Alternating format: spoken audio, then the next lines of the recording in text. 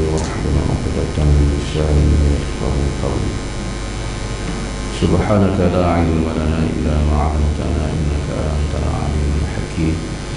ولا حول ولا قوة إلا بالله العلي العظيم. Sambungan kita ke 932. Ya Nabi Allah, apakah sabar itu? Jawab Nabi, perumpamaan sabar itu bagaikan seorang yang membawa sekantung kasturi,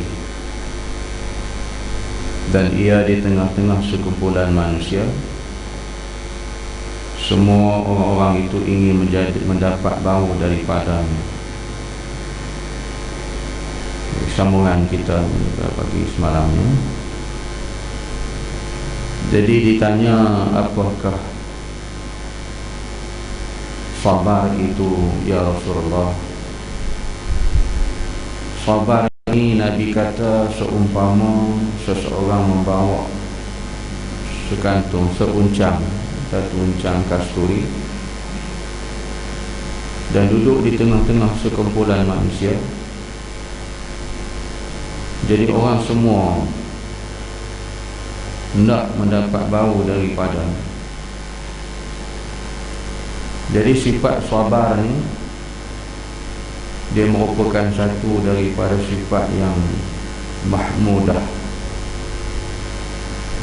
Lawannya sifat ghadab, marah. Dia nak kena buang sifat pemarah, ada sifat sabar.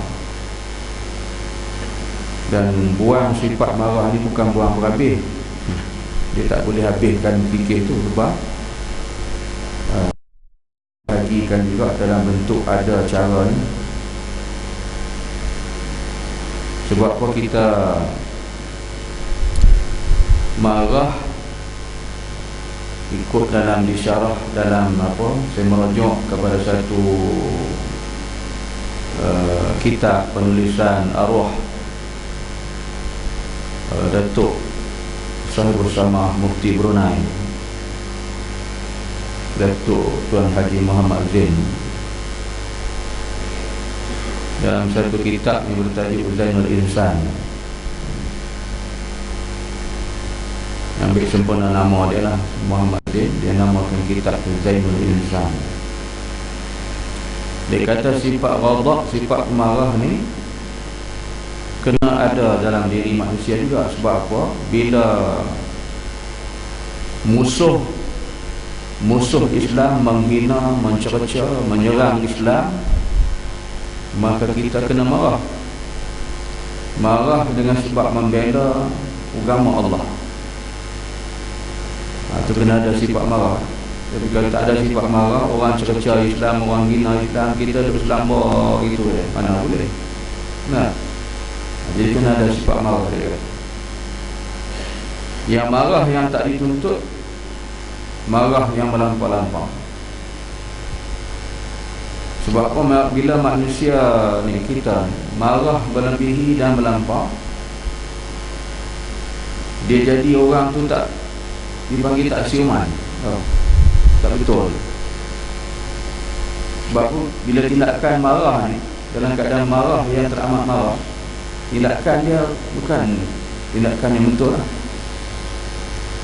Itu kadang-kadang dia marah ke anak, dipukul jawatan sampai ada tu yang dia Terengganu sampai koma, gerak-gerak anak. Kesudahan mati kan. Mati. Dipukul dia, dia rejam dalam bola budak tu, nenek dia tolong selamat dah. Kesudahan mati. Berapa lama koma? Itu dia jadi gila. Itu kata tak siuman, marah melampau-lampau.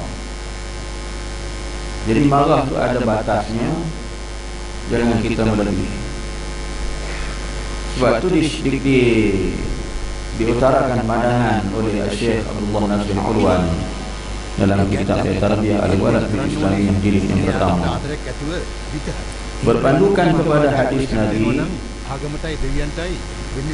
ada cara mengatasi sifat marah. Nabi kata bila marah, kalau kamu duduk, kalau kamu berdiri, Nabi kata duduk. Kalau kamu duduk pula, marah tak itu juga, dia suruh menyerah. Mana berbalik. Dan tak boleh juga Nabi kata ambil air semayang. Jadi bila kita ambil air semayang, basuh muka terasa tu, air itu turun panas. Sebab dia kata nak memadamkan api menggunakan air. Nak padam api kemarahan, ambil air semayang. Jadi bila ambil air semayang, elok kita semayang. Nah. Dan baca Quran. Itu penawar dah. Mari rasa nak marah semua naik, perasaan marah kita yang begitu tinggi. Nabi ajar kita lagi. Sila rujuk dalam kitab Tarbiyah Al-Walad Islamiyah jilid yang pertama, karangan Syekh Abdullah Nasir Alwan Al-Marhum. Ulama terkenal dan menjadikan dia subjek ini pendidikan di sebuah universiti di Madinah. Jadi gitu. Jadi menggantikan sifat marah itu adalah sifat sabar. Dan orang yang kuat itu bukanlah orang yang boleh mengatasi seorang, dia boleh mengatasi 4-5 orang. Ditumbuk terlentang terperantik. Tak. Orang yang kuat itu adalah orang yang boleh menahan kemarahan lalu sabar. Itu disifatkan orang yang kuat. Daripada marah yang begitu meluap-luap, yang membara-bara, kata begitu tinggi, dia menahan api kemarahan sehingga boleh dia reda. Itu orang yang kuat. Dia bila perasaan marah ni dia mari tuan. Sebab tu kalau orang bercerai kan, minta maaf, orang bercerai, dia tak dikira dalam keadaan dia marah atau dia mentalakkan isteri, dia tak dikira. Sebab dia tak siapa. Dia nak dalam keadaan yang tenang, dalam keadaan yang dia tu sedar apa yang diucapkan, dilafazkan kepada isteri. Kalau tengah tu boyo hendak dia memang tak boleh, tak dikira. Tapi berdosa lah, berdosa sebab melafazkan perkataan tu.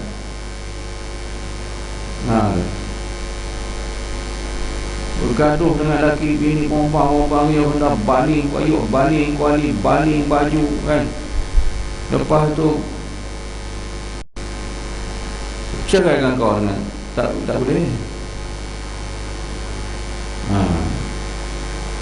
Jadi dia dalam keadaan sedar, dalam keadaan tenang, dan dia perasan, dia sedar sungguh apa yang dilafazkan kepada isteri.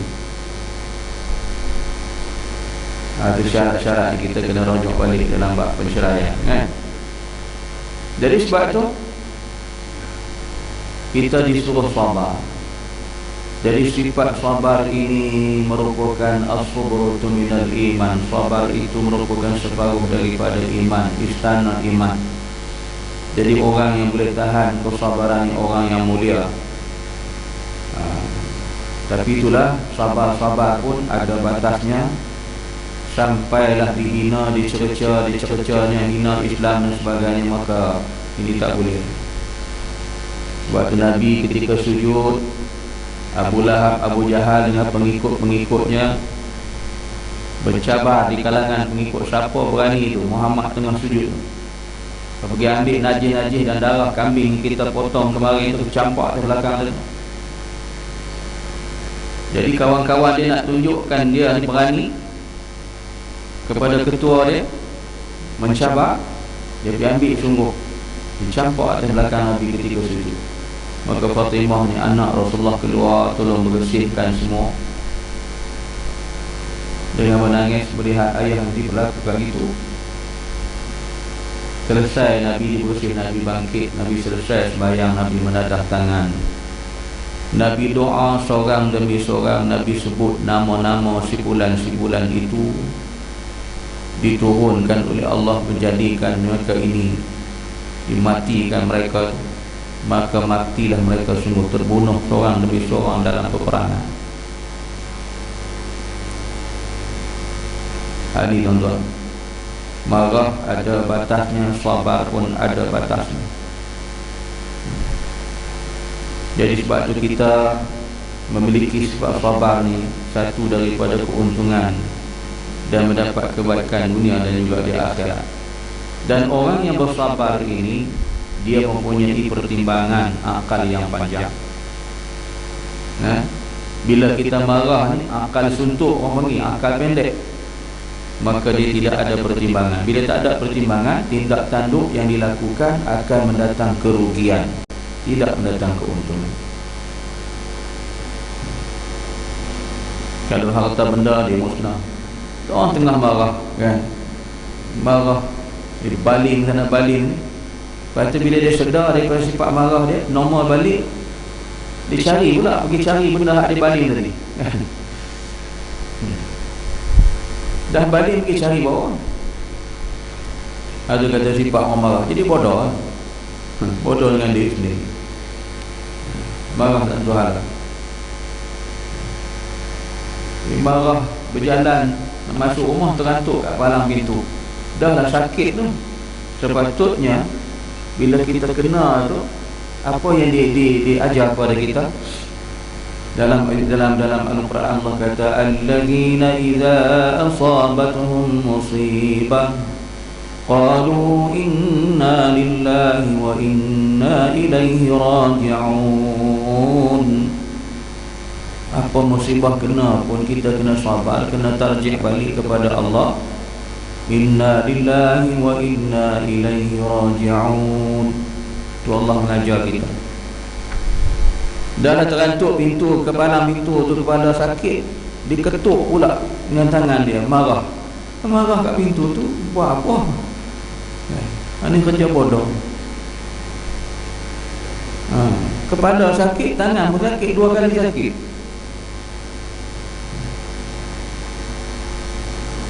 Jadi kita tu hilangkan perasaan. Orang pandai barang dengan Allah, sampai ke peringkat ada panah baran, anak-anak isteri jadi takut, jadi fobia. Dia tendang isteri dia ketika mengandung anak dalam kandungan. Dia marah kat bini dia, terajang dari belakang, dia tendang dekat pinggang, tercampak isteri ke dinding. Isteri dia menahan tangan di dinding, jika tidak muka dengan perut terempak ke dinding. Sampai kata isteri dia, saya dah tak tahan dah, tak boleh sabar dah. Dia kata nak lari rumah, dia tak boleh lari daripada rumah, dia kena buat pengaduan. Bukan kita lari gitu je. Kita ada undang-undang dalam Islam, buat pengaduan untuk diselesaikan kes itu. Sebab saya tak tahu benda tu kan, dia cerita lah. Tapi itulah dia kata kandungan selamat, apa semua, lahir anak apa semua. Ni dah lama lah dia kata ni kan, dah lama dah cerita ni. Sebab dia datang minta bantuan. Kata saya sakit ni, nak berdiri susah, nak apa susah, duduk pun susah. Jadi bila kita beri bantuan dalam apa yang kita rasa ini orang ni kena hentak, kena pukul, tak kena pukul, mungkin jatuh antara dua lah kan. Jadi saya tak tanya banyak lah, duduk depan suami dia tu. Jadi saya bila minta tolong, kita tolong. Kemudian selepas tu saya balik ke sini. 2 minggu kemudian dia telefon, dia kata Ustaz tahu tak apa sebenar jadi. Dia kata mana saya tahu, tapi saya rasa mungkin awak ni ada satu kehentakan yang berlaku, mungkin awak jatuh antara dua lah. Dia kata hentakan apa? Dia kata suami terajang saya dekat pinggang tu. tercampak ke dinding ketika mengandung anak sulung. Dia tahan dengan tangan, tidak muka dengan perut, lompat ke dinding. Dia tak tahan, dia kata, Ustaz, dengan keadaan panas baran ni makin menjadi-jadi. Ustaz dinasihat. Inilah kita tuan ya. Anak, isteri dan juga orang-orang lain pun, kita bukan jadi alat tangan kita, kaki kita untuk sepak terajang melakukan keganasan. Allah beri kaki tangan kita untuk digunakan pada yang manfaat. Kaki Allah beri untuk berjalan menuju ke tempat yang Allah Ta'ala redha.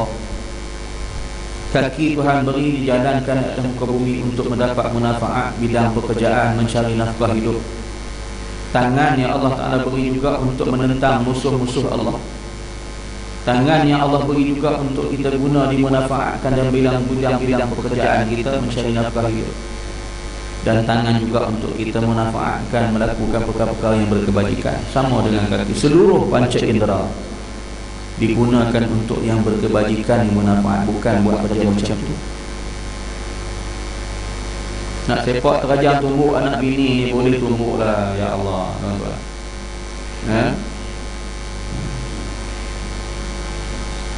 Dia tak akan melawan macam mana pun. Nak tak nak mereka menahan kesakitan hasil daripada kita pukul dia. Sebab tu yang disebut dalam kitab Muhimmah, kita baca dalam kitab Muhimmah, dia tak boleh pukul di muka, tak boleh pukul di badan, tak boleh pukul buat hingga menerbitkan setitik darah sekalipun. Tidak boleh lekat kesan-kesan cala, lebam, luka, pecah kulit, semua tak boleh. Habis itu nak pukul di mana? Di kaki, sekadar kita merasa memedihkan kulit, menyedarkan kesalahan dia. Ni kita kalau angkat tangan tu naik tinggi, kita empat kaki ledakan tu turun tu, dia hentak. Kadang-kadang ambil kayu, balun kayu, la ilaha illallah, patah kayu punya kuat, kita hentak. Sakit tuan. Cuba orang ketuk kita macam tu, tak rasa sakit ke? Tak ada perasaan kasihan belas ke kepada dia? Tu dalam kitab Muhimmah disebut. Dia kata kau ketuk bini, kau pukul bini, di akhir malam, akhir yaum, kau merangkak cari dia juga. Tak malu? Boleh faham tak sebut begitu? Dah, dalam kitab sebut begitu dah. Di akhir malam merangkak cari bini juga. Muka tak malu? Yang kau ketuk tadi siapa? Yang kau sepak tu siapa? Apa punya lelaki?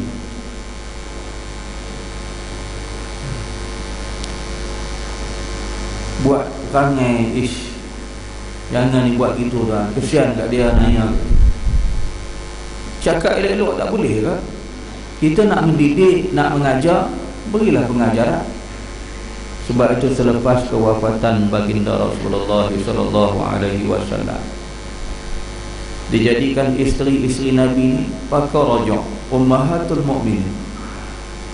Sahabat bertanya kepada Aisyah radhiyallahu anha, pernah Nabi menggunakan tangan untuk tampar isteri? Dijawab, Nabi tak pernah menggunakan tangan untuk memukul isteri-isterinya, tetapi menggunakan tangan menunjuk, ajar, mendidik isteri-isterinya. Nabi menggunakan tangan untuk memerangi, menentang musuh. Itu ada. Tapi Nabi membentuk isteri, memberi pengajaran. Ini kita kena faham juga, ya. Ini panas baran sampai tak sabar langsung guna kekuatan kita. Ini perkara yang kita kena buang, ya. Sifat melampau-lampau marah, ganti sifat sabar. Sebab itu kata Nabi kepada Abu Dzar Al-Ghifari, bahawa sifat sabar itu seumpama orang yang bawa seuncang kasturi duduk di tengah-tengah sekumpulan manusia. Orang pakat nak bau daripada kasturi wangi. Mulianya sifat sabar begitu. Kemudian ditanya lagi, Ya Nabi Allah, apakah itu sedekah? Nabi kata, sedekah itu untung wahai Abu Dzar. Sedekah itu rahsia, dapat memadamkan murka Tuhan, dan sedekah terang-terangan itu menghalaukan 700 bahaya dari orang yang bersedekah. Dan sedekah itu menghapuskan dosa dan memadamkan api neraka dan memadamkan murka Tuhan. Dan sedekah itu perbuatan yang baik, dan sedekah itu sesuatu yang ajaib. Ya Rasulullah, memerdekakan budak yang manakah yang lebih utama? Baik, ditanya pula tentang sedekah. Lalu Nabi kata, jika kamu wahai Abu Dzar, untung sedekah rahsia. Sedekah rahsia maknanya kita merahsiakan sedekah yang kita bagi, memadamkan murka Tuhan kepada kita. Manusia murka ni, kalau kita kata manusia murka, manusia marah, raja marah, habislah kan. Tapi Allah murka lagi teruk. Ini bukan macam manusia, kemurkaan Allah. Dan bila kemurkaan Allah, mendapat hina, mendapat azab siksa Allah. Jadi sebab itu sedekah rahsia, kita tak beritahu. Itu yang dikatakan dalam kitab Penawar Bagi Hati, dalam kitab Zanul Insan, dalam kitab apa lagi disebut kitab Hidayatus Salikin. Bersedekah itu dihulur katanya berdasar pada Nabi, hadis Nabi. Tangan kanan yang menghulur, tangan kiri tidak mengetahui. Makna kita bagi, orang sebelah pun tak tahu. Kita sedekah ni tuan-tuan, ya, nak mendapat ganjaran yang dijanjikan Allah untuk kita. Satu daripada apa dikatakan sebagai tambahan amalan jadah untuk kita. Ini amalan-amalan yang mulia. Sedekah.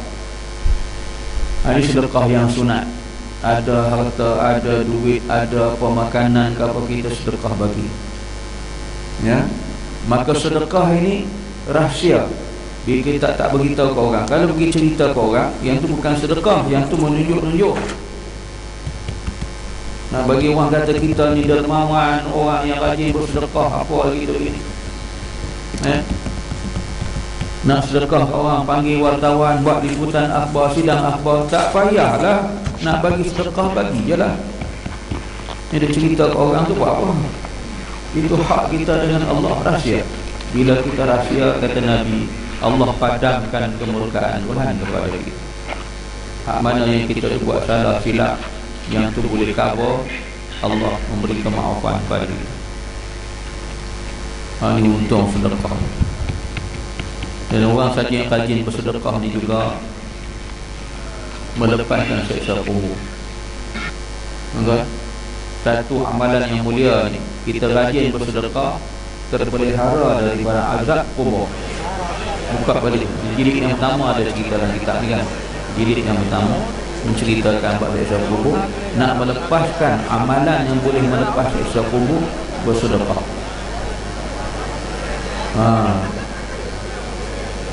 Nak buang sifat lawan bagi itu apa dia? Bakhil, kedekut. Orang rajin bersedekah, nak buang sifat kedekut. Jadi itulah, bila kita dapat kikir sifat-sifat bakhil, sifat kedekut ni, diganti dengan sifat yang mulia, banyak kelebihan dan ganjaran yang kita akan peroleh, insya-Allah. Dan sedekah terang-terangan menghalaukan 700 bahaya daripada orang yang bersedekah. Melepaskan, dengan kata lain juga, melepaskan 700 bahaya. Ni, bila kita sedekah ke orang, kita dalam pemeliharaan Allah, dipelihara daripada 700 bahaya sekali sedekah. Bayangkan kalau hari-hari ataupun dalam hidup kita banyak kali kita bersedekah. Itu kita diberi kemuliaan, keuntungan yang begitu baik. Tapi manusia yang ada sifat kedekut ni, dia tak nampak benda ni, mungkin dia jahil, tak mengaji, maka dia simpan harta dia. Kadang-kadang dia tanam buah-buahan, dia tanam pisang, dia tanam pisang tu sampai reput, masak reput atas pokok, burung makan, tak larat nak makan burung tu. Apa salahnya kita tebang bagilah kat orang, walaupun anak di sini kita dah jemur dah, tak larat nak makan. Hasil tanaman bagi jiran kita yang tak ada, dapat merasa benda, dia tak bagi kat orang, simpan itu. Sampai orang pun kenal lah, kalau haji, orang panggil haji kedekut. Dia kedekut semua-semua. Jadi jangan jadi begitu, tuan-tuan. Ingat bahawasanya bila kita beri kepada mereka, kepada orang yang kita sedekahkan, Allah pelihara kita daripada 700 bahaya. Dan sedekah itu juga menghapuskan dosa. Jika kita nak buang dosa kita, nak hapuskan dosa kita, kita buat sedekah banyak-banyak. Ini jaminan diberikan oleh Nabi, ya? Dapat menghapuskan dosa kita. Jadi hak mana dosa-dosa yang kita buat, salah silap kita tadi ni, mudah-mudahan dimaafkan, diampunkan oleh Allah dengan sebab kita dosa tadi, dengan sebab kita sedekah tadi. Dan sedekah itu juga dikatakan Nabi memadamkan api neraka, ya. Itu yang kata menolong, membantu kita dapat meringankan azab. Sedekah boleh memadamkan api neraka dengan ikhlas dah. Jangan buat benda tu kerana dengan manusia, ikhlas kerana Allah.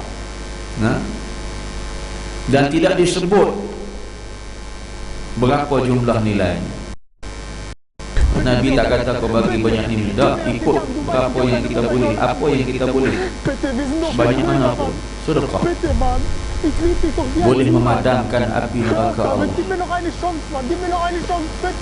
Dan juga air mata yang menitis walaupun setitik kerana takut Allah, takutkan akan Allah, itu boleh memadamkan api neraka Allah. Air mata yang menangis dengan kesalahan di atas dosa yang dibuat, takut dengan azab Allah, gerun dengan Allah sungguh-sungguh, ittaqullah, menangis semua itu walaupun setitik, memadamkan api neraka Allah. Jangan menangis sebab lain. Menangis anak tak lulus, SPM dia tak baik, gagal. Menangis anak buta, tak boleh baca Quran, tak kenal Tuhan, anak tak sembahyang, anak tak puasa, kita tak menangis. Tapi menangis anak kita gagal, tak dapat SPM cemerlang, anak kita gagal, tak boleh masuk pusat IPTA, pengajian tinggi awam, anak kita gagal dalam interview, tak dapat kerja. Tapi anak kita gagal baca Quran, anak kita gagal tak solat, tak semuanya, kita tak menangis. Anak derhaka dengan ibu bapa, biadab orang hajar dengan mak bapa, kita tak menangis. Kita biarlah menangis, menitisnya air mata kerana takutkan Allah, khaufullah. Itu berguna, boleh padam api neraka Allah. Dan sedekah juga memadamkan murka Tuhan, sedekah juga dikata Nabi dapat memadam kemurkaan Allah kepada kita. Kenapa? Allah benci dan murka dengan manusia yang kedekut, bakhil, tak sedar ke diri. Rezeki semua Tuhan bagi, harta Tuhan bagi, hak milik Allah, dan kita pun hak milik Allah, tapi tak sedar ke diri, lupa daratan, dia kedekut, itu Tuhan murka. Tapi orang yang sedekah, Allah padamkan, hilangkan sifat kemurkaan Allah kepada dia. Dan sedekah itu dikata juga merupakan perbuatan yang baik, perbuatan yang mulia, perbuatan yang dipuji oleh Allah, dipuji dalam agama. Bila Allah puji kita, para malaikat memuji kita, Nabi memuji kita. Nabi rajin bersedekah walaupun Nabi tak berharta, tapi dia rajin bersedekah. Sebagai contoh, ditunjuk kepada umat melakukan sedekah yang baik. Dan sedekah itu juga sesuatu yang ajaib. Sebab apa ajaib? Yang memberikan pahala, kemudian mendatangkan juga menghapuskan dosa, memberikan kita kebebasan, dihapuskan daripada api neraka, boleh padam api neraka. Jadi benda-benda yang macam ni, benda yang ajaib, benda yang mendatangkan perkara yang tak diduga, yang tak disangka oleh akal manusia. Perkara yang pelik, tapi benda tu kenyataan, bukan main-main. Walaupun benda itu sedikit, tetapi dapat memberikan keajaiban yang boleh menghilang dan memadamkan. Dan sedekah itu sesuatu yang juga dikatakan ajaib. Inilah kebaikan dalam kita melakukan sedekah. Jadi sebab itu nak menganjurkan kita supaya rajin bersedekah. Inilah yang ditanya oleh Abu Zar kepada Nabi tentang sedekah. Jadi jadilah kita hidup rajin bersedekah kepada orang ramai di kalangan masyarakat. Dalam tempat kita tak ada, tempat kita di tempat lain. Sedekah, wakaf, tuan-tuan. Ya. Jadi sedekah ni satu bab wakaf, wakaf ni kita ambil harta kita wakaf. Wakaf lah bagi hak buat apa, nak buat rumah, nak buat madrasah, nak buat masjid. Kita tak ada apa nama ni, kita ada duit, kita ambil duit kita 10,000 saya wakafkan duit. Itu wakaf. Yang dituntut pada kita mewakafkan. Hak ni sedekah biasa. Jangan campur sekali. Ni kita kata saya dah sedekah, dah wakaf. Sedekah lah, wakaf. Hak wakaf tu pula tak boleh tuntut. Kita wakaf tanah, wakaf jangan tuntut. Tak ni dia buat ikat janji pula. Saya mati besok anak saya akan, oh itu wakaf jadi minyak. Tak boleh lah. Habislah hak tu. Jadi hak tu akan diguna sampai mati, sampai kiamat. Itulah. Itu yang berlaku di dalam kan? Masa Allah irham Tan Sri Ustaz Rizal kita jadi MB kecoh. Dia orang nak renovatekan tempat tu, jadikan cantik balik, nak bagi kemanfaatan boleh diguna pakai. Jadi pihak orang jahat ni mari cucuk waris, adalah waris dia yang dulu. Jadi majlis fatwa meluluskan untuk renovation balik. Jadi buatlah kerajaan negeri buat bagi cantik balik tempat tu. Sekarang dah cantik lah. Jadi tempat tu adanya surau, ada surau tapi tak cantik lah. Dibuat tempat tu pula di bawah tu komplek, ada tempat orang boleh membeli belah, memberikan kata apa, peluang pekerjaan orang nak berniaga, gerai-gerai kecil tu kan. Jadi tu yang mana dibuat bagi cantik, bagi elok, manfaat. Tiba-tiba ada orang jahat pergi cucuk waris-waris dia, suruh mari tuntut, mari jumpa dengan MB. MB tanya hang siapa? Dia kata saya waris tuan tanah ni lah, saya nak tuntut ni hak. Nak tuntut apa benarnya? Tanah ni wakaf ni dari zaman apa dulu ni, tak lama-lama. Hang faham tak, erti tak wakaf ni? Dia kata saya mana tahu dia orang tuntut, siapa orang tuntut ni kan? Puan ni yang ada ikut puak jahat tu Allah. Tak boleh tuntut dah. Jadi yang diwarta atau wakaf. Jadi itu nak dengan buat kerja bodoh kita. Jadi waris-waris tak dituntut. Jadi itu wakaf. Jadi kita orang yang mewakafkan harta di jalan Allah itu adalah mendapat ganjaran yang paling mulia di sisi Allah.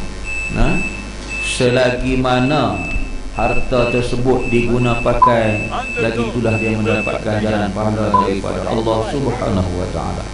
Allah Tuhan. Kita wakaf tanah, orang buat masjid, orang buat surau. Hati di kampung yang saya buat, yang saya balik, bukan buat pun, benda tu dah ada, kita buka buat baru. Minta derma orang ramai, buat madrasah baru, pusat tarbiyah. tuan tanah tu mewakafkan tanah tu, dia baru meninggal baru ni 2-3 bulan. Allah beruntung tuan. Selagi mana kita guna pakai ustaz tarbiyah ni, kita buat pengajian dalam tu, majlis orang berzikir, orang baca semua, dia akan mendapat sepanjang pahala tu sampai hari kiamat. Beruntunglah tuan. Luaslah kuburnya, insya-Allah lapang dia tuan. No, pelaburan saham yang cukup tinggi. Tu. Kita hari ni ada tanah mana orang mau wakaf-wakaf macam tu, pergi share dengan pihak pemaju buat rumah teres. Dia kata untuk sebidang tanah buat rumah teres kita dapat 5 biji rumah free.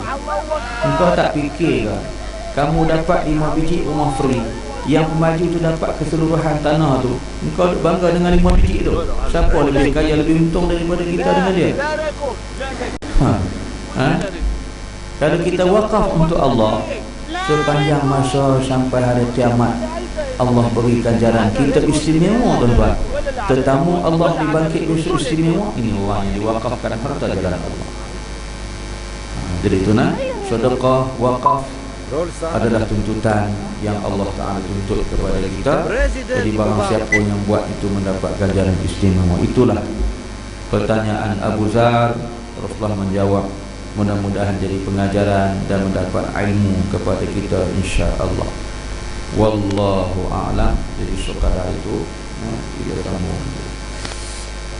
Bismillahirrahmanirrahim. Alhamdulillahirabbil alamin. Wassalatu wassalamu ala Rasulillah wa ala alihi wa sahbihi ajma'in. Allahumma ansur bihi wa syal muslimin wa asyakiran muwahhidin wa damir a'daka a'da'adin wa ansurna 'alaihim ya rabbal alamin. Allahumma syukr syamlahum. Allahumma inna imam al-fiqh jama'un wa qallina 'alaihim wa min 'adzaban 'alaihim bi qudratika ya rabbal alamin. Allahumma ya Allah, Allahumma ighfir lana dhunubana wa li walidina warhamhum kama rabbayana shaghira wa li jami'il muslimina wal muslimat wal mu'minina wal mu'minat al-ahya'i minhum wal amwat. Rabbana atina min ladunka rahmah wa hayyi lana min amrina rashada. Rabbana atina fid dunya hasanah wa fil akhirati hasanah wa qina 'adzaban nar. Walhamdulillahi rabbil alamin. Subhanaka Allahumma wa bihamdika asyhadu an la ilaha illa anta astaghfiruka wa atubu ilaik. Bismillahirrahmanirrahim. Wal 'asri innal insana lafi khusr illa alladhina amanu wa 'amilus shalihat wa tawassaw bil haqqi wa tawassaw bis sabr. Shadaqallahul 'azim. Assalamu alaikum warahmatullahi wabarakatuh.